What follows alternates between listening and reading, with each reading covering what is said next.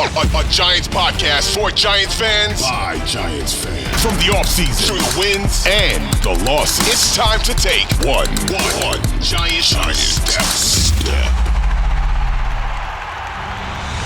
All right, welcome on into One Giant Step. I hope everybody had a ho, a merry and a happy to you and yours and all of that good crap. It's Shaun Morash, it's Bryce Gelman, it's One Giant Step, and this is a Week 17 preview edition of One Giant Step. We're obviously not going to go totally full in depth to a game featuring the two worst records in football, but there is a lot on the line Sunday at 4:05 Eastern when Kevin Harlan and Trent Green will call what could end up being one of the most important outcomes in New York Giants recent history should they lose the game. Set that all up. Bryce has some fun planned for us because the season sucks. He's put together a hot or cold segment, very timely. Very festive. Very festive, Bryce. And it very encompasses all the holidays.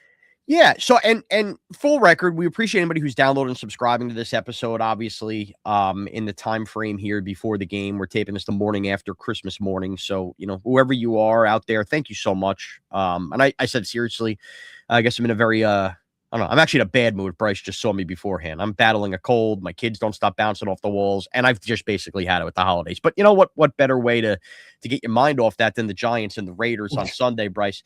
So just real quickly, look, if you're listening to this, you know the deal, right? Giants lose, complete control. If they lose, they're in complete control of this one seed because then that would mean the Raiders have 3 wins. With that Titan win last week, no other team can get to 2 wins besides the loser of this, meaning tiebreakers and strength of schedule and that stuff would not come into play. For those wondering, the Raiders do play the Chiefs in that final week of the season, as we saw last night on Christmas night. Chiefs not exactly going to be a powerhouse scoring points, so there's always that chance the Raiders do win that final game of the year as well, meaning not all hope is necessarily lost if the Giants were to win this game. However, if the Giants and Cleveland Browns both finish with 3 wins, Cleveland would get the pick over the Giants based on strength of schedule. I tie that all into said the Browns play the Steelers this week. Look, I mean, with the Steeler team, who the hell knows? They're cooking, but this is the NFL, as we've seen. When you're up, then you go down quickly, unless you just stay down like the Giants. And then, of course, Cleveland plays Cincinnati in that last week. So they could win that game. Who knows? Joe Burrow plays, whatever. It's just kind of the scenarios. But the bottom line is this. We preached for a long time. I know I preached for a long time that I wouldn't talk about tanking this year because the Giants had their quarterback. Now we're here. Reserve the right to flip-flop. I think I've graduated into the fact of when you need a quarterback, it sounds better to say, hey, we got to lose because we need that game-changing player. And I do think there's some truth to that. Look at the teams right now at the top of the draft. I mean, at the top of the standings, Drake May and Caleb Williams. I mean, these are all guys we've talked about the last couple of years. 1 pick, 2 pick, 3 picks. So there's plenty of that. Giants, I don't think, need a quarterback. But when you don't need a quarterback and you get the number 1 pick, it could actually be that much more fortuitous because you can get the draft package and the trade package and the capital that comes with it. And, just ask yourself this. When you sit down on Sunday and you're like, can I really root for the Giants to lose? What do you think is better for building the New York Giants future? Is it better to have 1 pick inside the top 4? Or is it better potentially to have 4 first-round picks over the course of the next 2 years, plus, an extra 2 or 3, if not more than that? Because that is what's on the line if the Giants were to lose this game. And Bryce, I think that's, about as in-depth as it goes. Now, real quickly, injury front, Kayvon Thibodeau's on IR.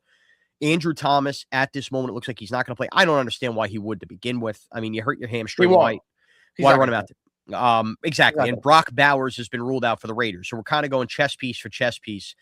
Do the Giants, despite that, feature a more equipped 22 starters on the field to beat the Raiders? I do. I do think they're more talented. That's not saying much, but there's also that will and desire.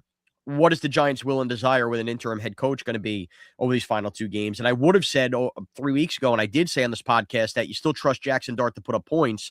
I can't say that because there's an obvious disconnect right now between Jackson Dart and Mike Kafka. You don't think so? Just look at Jackson Dart's likes and then being asked to unlike stuff from the WFAN Instagram page, because he did do that this week, where he liked the video of Chris McMonagle talking about what a disaster it was for Dart to fire Brian Dable. So that was a lot of fun. So all of that is kind of in a blender, and whatever happens Sunday happens, and Bryce and I will be back Sunday night, of course, to recap such an event. That being said, Bryce, we've had a lot of takes this year, right? We've had them. We've gone through them. Some have been good, some have been bad. And you, I don't know what's coming out of your mouth. You're going to take over the quarterback period. You're going to be Jameis Winston here. And we're going to play a little game here on this preview episode, looking back on the year that was on one giant step in this giant season of hot or cold. Listen, I promised the listener, if you missed it, we've mentioned this a multitude of times. When you don't see a post, when you don't see a preview or a reaction to a game, it means that I'm talking about on the WFAN YouTube. If you're watching there, you can check out anywhere you get your podcast. We do a reaction pod. Sometimes it's just not good timing. I don't want to post it on the YouTube, so we do audio only. So on our last audio only, our last reaction pod, I promise this. I'm delivering on my word. So this is hot or cold. In the best Christmas and Hanukkah spirit, I'm going to do 8 different takes in honor of Hanukkah, the eight different nights. I know we're way past Hanukkah at this point. And the hot or cold. I like that. I like that name. I came up with that on the spot. So let's get into it. It's going to be 8 different takes. At first, they're going to be pretty obvious, but we need to go over them again. All right. So I had this take at the start of the season, before the start of the season, in training camp. I said Deonte Banks should be dealt. I said you should try to capitalize on what little he provided, because I thought during the course of the season, his detriments that he could bring to the Giants would be exposed. And I thought that he should have been dealt. You thought that they should hold on to him, because I think both of us thought he'd be a breakout candidate, but I think you thought that there was more value to him than I did in terms of like what he could provide over the season, with another offseason under his belt. Yeah, I mean, so already I hate this game because it makes no sense. Of course, the answer is hot. You were hot on that because he was a disaster. No, I said the first few of them are going to be pretty objective. Let's move on. You think it's a hot take, but how about you? It's not. Take. Oh, I'm sorry. You're calling it a hot take. I thought it was hot or cold, like it was hot in terms of you were right. Yeah, hot take for me. I think cold take from you. Yeah, but I would still argue my cold take was the right process. He was a good number 2 corner 2 years ago. Obviously, it's fallen flat on his face. In hindsight, knowing what we know now, of course you look to trade him, but I don't regret having that take in August. All right. I still think it's the right way to look at it. This is the most obvious one. It's one of the worst takes I've ever had. It's one of the worst takes ever had on any single podcast ever, especially a Giants podcast. I thought that Evan Neal would be a top 10 guard by the end of the year. Turns out he doesn't play a single game this year. He's a DNP coach's decision, like 15 weeks. He ends up getting this phantom injury, doesn't play at all throughout the season. We don't get to see any of the hype that we heard about throughout the offseason come to fruition. Shaun, that's a cold take. Okay. Yep. So I got to just learn the rhythm of the game here. Like, it's a cold take, but I'm also going to give you credit for something. While I disagree, just like you disagree with me on Banks, the Giants were the ones putting him at guard, and we were reading everything in the offseason, and we were reading the clippings. I never bought it because I guess like you thought Banks stunk, and I didn't. Well, or I thought it'd be 2. I thought Neal stunk. You thought there'd be something there. So we're kind of like cross-pollinating these 2 takes. But they were the ones trying him at guard. I don't know why they abandoned basically. Yeah, but we heard differentiation between the beat writers and the reporters. Some people said he looked terrible in every rep. Some people said that he looked pretty solid. So I think I went with the I took the good and then ran with it. Hashtag blame the reporters. But what this is? Thanks, Art Stapleton. Dude, actually, this is good rhythm for you. Do all 8. I know we had talked about beforehand. What I'm laughing about here is I think this is less about whether we were right or wrong, and more about just kind of laughing about where we were as a Giant society that many months ago. It's all that. It's all encompassing here. There's a bunch of different objectives here. All right. And then this is the big one that we both had. We both agreed on this after last season, going into this season. Joe Schoen and Brian Dable shouldn't have been fired, and they had something to prove this year, and they could potentially turn it around with a team that on paper might be the most talented team that they had over their tenure as Giants GM and head coach. I'm going to get real on you here. We were right. It's still a hot take. Hear me out. Why do you think that? Oh, okay. Yeah. Well, if they fire Joe Schoen and Brian Dable, do you have any confidence that the new regime drafts Jackson Dart, or do they punt the quarterback decision here? Because think about this. Fernando Mendoza is coming out right now, right? He's supposed to be the number 1 overall pick. Where we were a year ago, we thought this was going to be this rich quarterback draft with like 3-4 first-round quarterbacks, including Arch Manning. I believe that a new GM and a new coach would have came in and decided we're going to wait 1 year and maybe play Russell Wilson the full year, be in the mix. Now, maybe you like Fernando Mendoza and you're going to tell me that would have been the better route. The Giants don't have Jackson Dart if they fired Brian Dable and Joe Shane that long ago. And I am still in the firm belief, despite what's happened with my calf the last couple of weeks, Jackson Dart is that good, and I didn't think he was going to be. So, Bryce, by a caveat, if you actually think in depth about this, I still think we were right. Now, we were right for the wrong reasons. Yeah. But we were right. That's fair. That's why we do this. That's why we do this. We kind of disagree on that, but let's move on. Now, we also thought they should keep him because we thought they were going to build something good. So I understand. No, right for the wrong reason. Point of it. It's kind of in the middle. It's hot and cold at the same time. Next one, we both thought the Giants would go over 5.5 wins. That's a cold take. Absolute cold take. Like that, there's no. And we knew the schedule. We knew the schedule. And here's why it's even worse of a cold take. And I don't know if you're going to get to one of these questions because I don't know what's coming. We thought this meant Russell Wilson playing through until December and that they would be winning a bunch of these games. So it's beyond a cold take. This is our worst take so far. And that's I mean, besides my Evan Neal take, that was 10 times worse. I actually think this is worse, dude. They have 2 wins. They're playing for the number 1 pick in week 17. All right. Here's the next one. What are we up to, by the way? Good job here, Bryce. Good job. Thank you. All right. So this next one, I think we were both right on. I think it's a hot take. I had a few conversations with friends and peers of the Giants and people that are massive fans that this wasn't the right decision at the time. And that was the decision to start Jackson Dart against the Chargers, which was an extremely tough matchup for him. I forgot the team they played next. Who they play after the Chargers? The Chargers, we lost to the Saints. Yes. So people thought that he should have been started for the first time against the Saints. He ends up playing against the Chargers. The Chargers is one of the most important Giants wins in recent memory. It gave us hope that there is a future.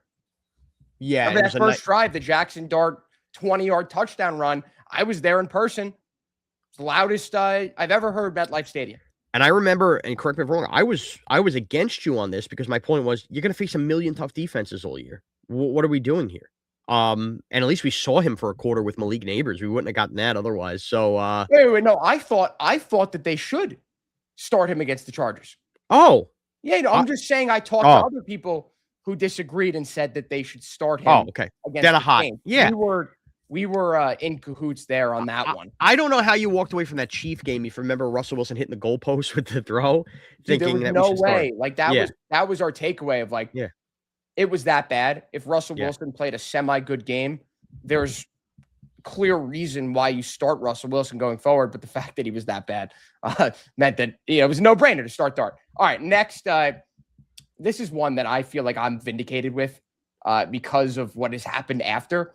But in the aftermath of the Broncos game, and it's actually my favorite podcast that we've ever done. I think I had it. I think you had it as well. You thought at the time that loss was going to be good for the Giants. It was going to be good for the development of Jackson Dart. Yeah. And I said that doesn't matter what you think going forward, giving up 33 points in the fourth quarter was an unmitigated disaster, and the Giants wouldn't be able to recover from that. Shaun, guess how many wins they have since then? None.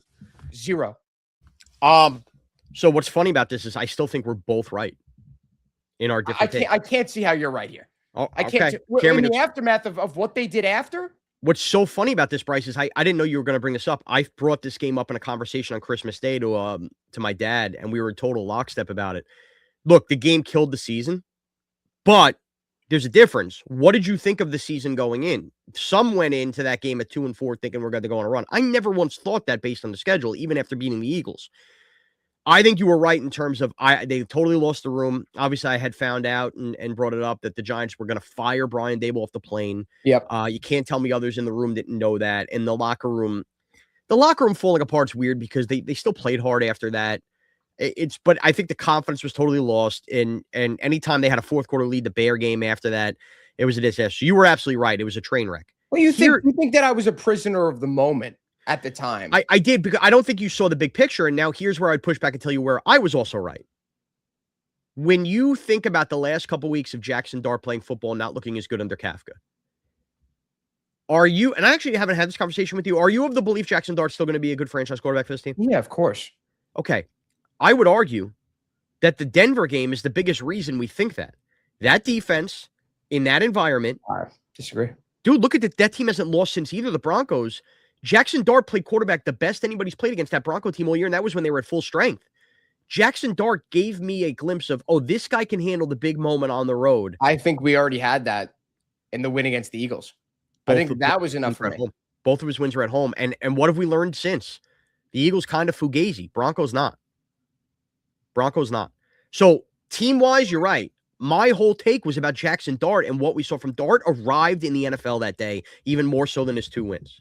Yeah, I think the correct response to that game was to focus on everyone, but I understand, and I did understand. No, but that's why I'm saying you were also time where you were coming from. I just didn't agree. No, by the way, that's why I'm also saying you're right. I was a little stuck about not even giving you a little bend. You were right, big picture, full team. My focus that game was, holy crap, I can't believe what our rookie quarterback just did on the road versus that defense. All right, so here's number 7. We By both people who think I never admit I'm wrong, I hate this podcast right now, and I'm just laughing at how much they're pissed off. You have not admitted you were wrong once. Yes, I did. With what?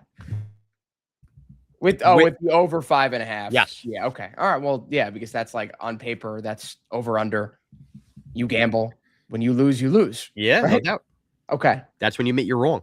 This next one, I think is pretty bad. We both had Javon Holland and Paulson Adebo in our top 8 Giants at the end of the year. I had Javon Holland as my number 6. You had Paulson Adebo as your number 6, and we had both of them in our top 8. I want you to pin mark this question. I'm refusing to answer it. Why? Because I didn't know this question was coming, and I'm not convinced that neither are in the top 8 by the end of the year, and that might say something more about the roster. Yeah. Think about it. Yeah. And everything plays in, right? We can't put Malik Neighbors in there anymore. We can't. Are we sure we're putting Dexter? We're talking. I think necessarily just like talent wise, like we know he's a better player than them. He's still on the roster, right? I think it was more. Well, do we? Hold on. Let me push back. Are you sure Dexter Lawrence is the top 8 player on this team anymore? No. Okay, so but that could be worse. We thought he was 1 or 2. And I had Dexter Lawrence number 1, and I watched back that podcast, and I was in shock when you said Malik Neighbors first. And looking back on it, it's like that wasn't that crazy. Well, who are you more excited to see on the Giants next year, Malik Neighbors or Dexter Lawrence? Depends who they bring in as a head coach. Okay, fair. But I'm not even sure Dexter Lawrence is going to be here. Here's why I would also push back on Adebo and Holland. Adebo's injuries killed him this year. I think Shane Bowen didn't use Holland the right way. The more I've watched the defense the last couple weeks, it feels like Holland's better without. I think Holland probably is a top 8 player on this team.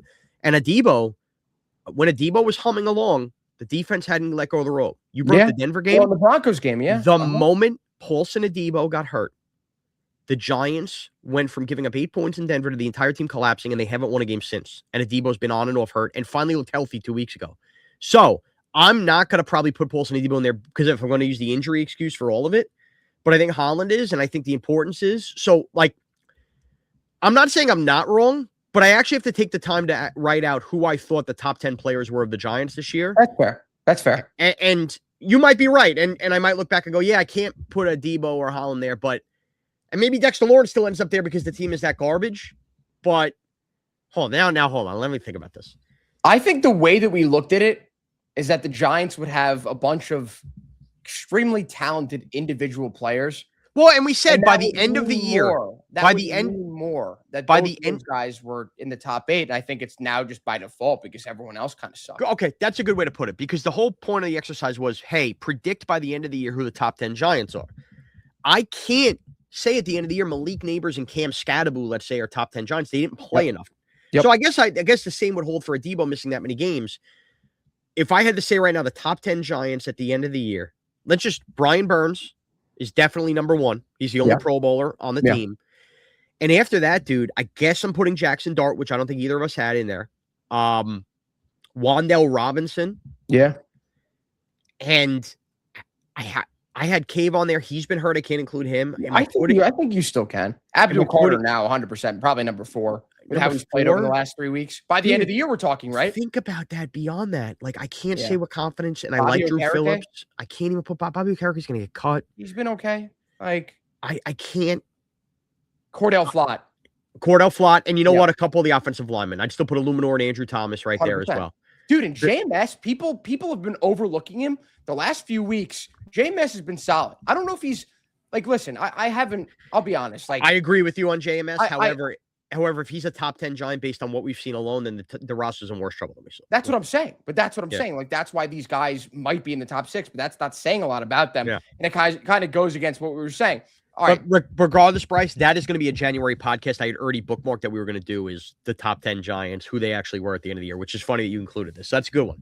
All right. So the last one, might be the most controversial, not for us and not for this podcast, but because of how much the fans love this guy. You thought after the Giants drafted Jackson Dart that they should have released Jameis Winston. Yeah, they should have released Russell Wilson. So that's a cold take. I was wrong. 100%. I always thought that it was the right move to hold on to Jameis Winston because he's under contract for another year. No, you're right. Look, it makes sense to keep him as the backup. He's a great locker room guy. You hate him personally. Like, not personally. No, I'll say this. His personality. I said this on the air with Evan and Tiki a couple weeks ago. I guess it was after he played, which was he's done a good job with his personality. I still think he ultimately wanted the Giants to have a post-media career. We saw him go back to Fox, and I think that's fine too.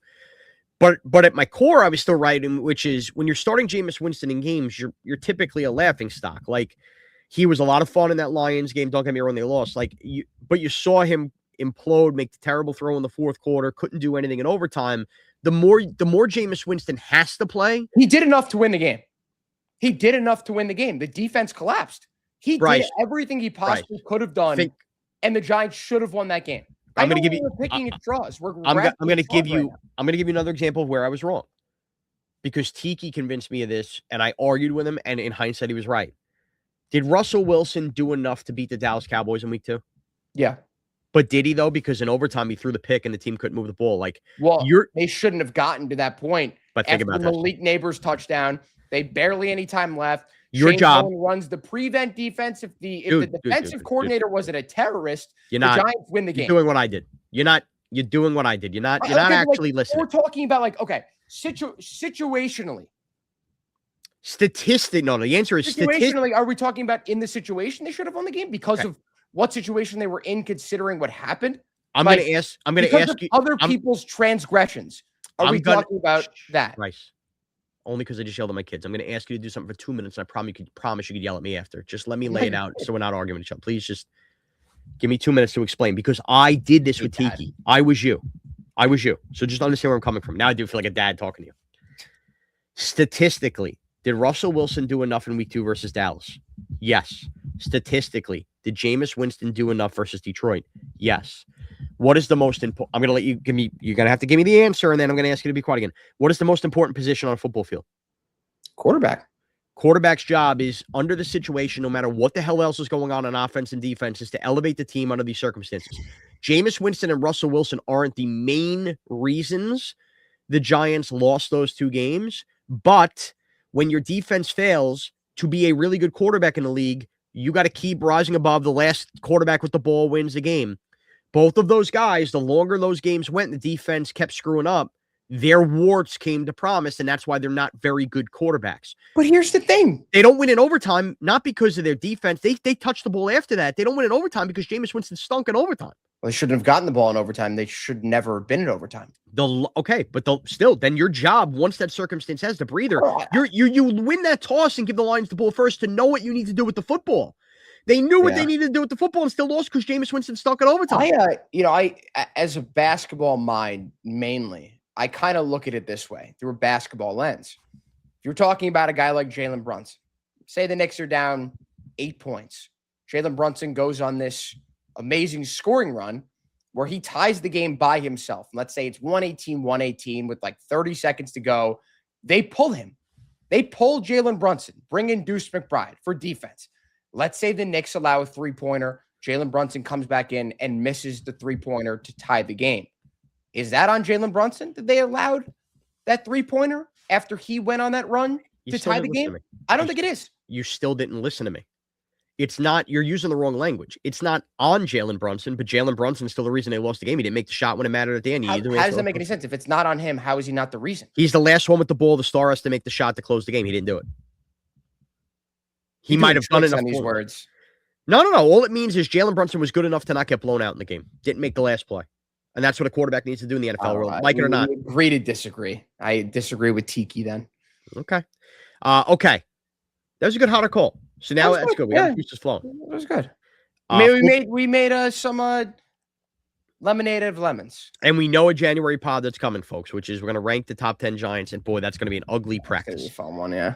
Ugly practice. And speaking of that, again, I'm just going to tease why you should download, subscribe. We have a coaching search coming. Do we have a GM search coming? We don't know, but it's actually going to be a very busy January in Giant world. So again, the offseason is kind of like the real season for Giant fans the last couple of years. So you want to download. We said it last offseason, but this is even well, we have more now important. because now you definitively have a Even more coaching important. search. Definitively. Especially if they lose this game. Yeah. Especially. We don't skip right ahead to free agency and the draft. We're going to have to do the code and maybe a GM search. All right. Bryce, do you have a quick Bryce Is Right here? Yeah, I do. Quick. Ashton Genty is going to combine for 200 scrimmage yards, through the air, on the ground. I think the Giants are going to get absolutely destroyed on the ground. Played pretty well last week against the Texans, one of the best defenses in the league. The Giants are terrible. Putrid defense. They've given up. The only guy actually trying on defense, the only two guys trying on defense are, Abdul Carter and Brian Burns. He's still got to get his sack numbers up. He wants all pro. He deserves it. He gets a few more sacks. He'll definitely get it. Abdul Carter is going to win Defensive Player of the Year or Defensive Rookie of the Year. I think that's pretty objective at that point. So he's trying hard now too. He's got something to prove. He's playing with the chip on his shoulder. The defense is going to get absolutely obliterated on the ground and through the air and a bunch of check downs to Ashton Genty. He's going to have his real coming out party. And congratulations if you have him in fantasy. I had Jahmyr Gibbs and he could get lost. Good for you. Thanks. Yeah. Dan Campbell, not really using him a lot. All right. So my fantasy versus reality are actually going to be tied together here, Bryce. My fantasy play in this game, and I'm going to bet them on Sunday anytime touchdown, is the Giants defense. You just talked a little bit about Abdul Carter. Really? And Feast. Here's the deal, man. And this is actually what scares me the most about the game. And this is why I'm going to tell you it's the reality of how the Giants can win this game. These are two bad teams. And the Vikings and Washington are better than the Raiders the last couple weeks of the Giants lost to. The biggest issue and the biggest reason the Raiders suck, ironically enough, we're talking about the quarterback stuff we were just arguing about, is Geno Smith leading the league in picks and being a disaster. You're right in everything you said about Ashton Genty, and he could absolutely go off in this game. But where this game can turn is Geno Smith, Pete Carroll just being stubborn, having him throw the ball more than he has to, and the interceptions coming. And sneakily, last week, the Giants should have had 2 defensive scores. And remember, the Abdul Carter lining up in the neutral zone took away that Javon Holland score. It kind of feels like right here at the end, as the offense is starting to fall off a cliff, and there's a disconnect. I think there's a disconnect between Kafka and Dart and trying to protect him. At the same time, since Charlie Boland's taken over, it feels like the defense, some of these guys are feeling themselves a little bit, and the turnovers are there. I think the Giant defense in turning the ball over is starting to rise as it meets this collision course with Geno Smith, who is a turnover machine. So I think the Giants, I'm going to bet them anytime defensive touchdown score on Sunday. All right. And I think the reality of the game, how the Giants are going to win this game and be upset if they do win the game, is we're going to go, holy crap, they scored 2 touchdowns defensively or something like this because Geno Smith sucks. And we're going to go back to the Geno Smith starting over Eli Manning stuff and how that changed the course of Giant history and talk about Geno Smith again. Like, I've already painted myself in a scenario of where we're screaming and yelling about not having the number 1 pick, and it ties into Geno Smith. So reality of the game, Geno Smith turning the ball over, fantasy play, Giant defense. I think they're going to get a score in this game. Bryce, fantasy reality for you. All right, fantasy-wise, I'm going with Jackson Dart. I don't know why. I have a feeling he's going to go off. We saw it last year in a meaningless game with Drew Lock. Jackson Dart has more to, I guess, I'm not going to say more to prove than Drew Lock, but he kind of has almost as much to prove. It's not like a contract's on the line, but it's almost like a reputation is on the line. Jackson Dart has been terrible recently. I think he's got something to prove. Much like Abdul Carter, you see the rookies, especially in a spot like this where you got a lot of people saying, oh, the Giants need to lose. Jackson Dart's going to say, you think the Giants need to lose? The Giants don't need to lose. You got your quarterback. Why do you need to lose? He's going to go out and have a great game, throw for 200 yards. I mean, that's like a lot for him these days. 200 yards, which is saying a lot.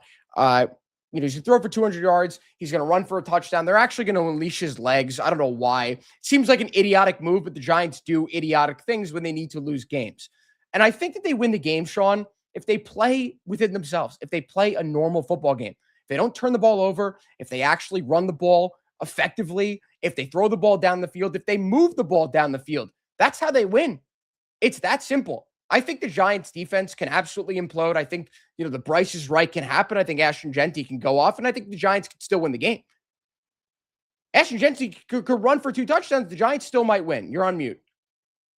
I'm sorry. I was looking down. I didn't want to sneeze on here. I think you're right on that. So now let's make our game pick. And this is flip-flopped back and forth in terms of spread and favorite. The Giants right now are favorited in the game at -1.5. They have swung back as the favorite. They were getting 1.5 before the Brock Bowers news. It's essentially a pick 'em. The line is juiced to the Raiders getting the 1.5. I have real concerns about this game, Bryce. I think the Giants are going to win. Yeah. I do. And look, and you might say, well, why you sound disappointed about that? I do want the number 1 pick now that we're here. And the truth is, the Giants have gone through, outside of 16 and 22, this decade of just miserable football. And through the misery, they never got the number 1 pick. They never did.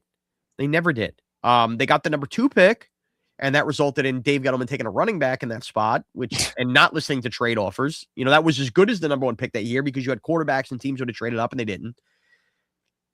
Last year, they beat the Colts when we all thought they wouldn't in this game, in this spot. Now, I do have more hope because at least Brian Dable was coaching on for the job. Kafka knows he's not there. A lot of the coaching staff knows he's not there.